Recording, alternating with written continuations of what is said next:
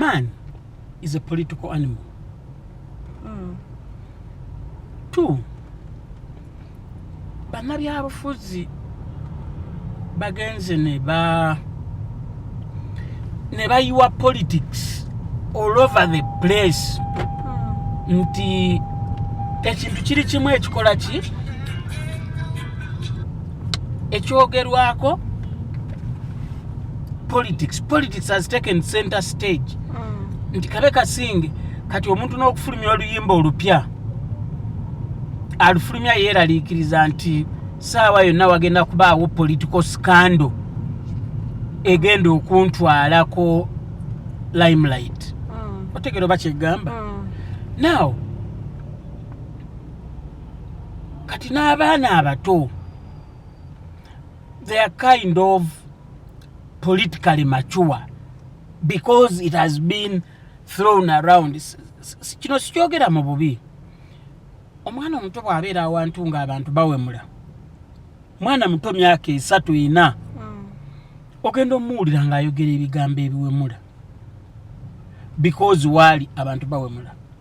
Kakati nkitransferinga kwa Azawi. This is a young girl who grew up in Nankulabye nga ali ne maama we mu ghetto bali mu mbeera mbi. Her talents helped her to get fame, but people are throwing around politics, so the bug catches her. And nze njagala abantu fenna tuyige okukkiriza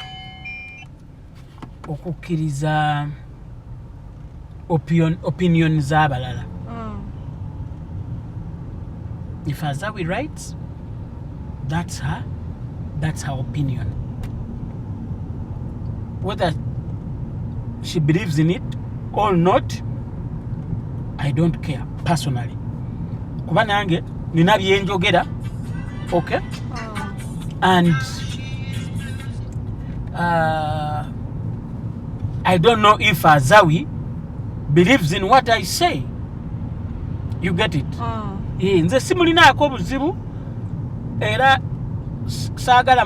siwagira muntu avaayo kumucriticizinga oba atoba n'amuwaana naye simuwagira. Nze njagala yenna amulinako obuzibu,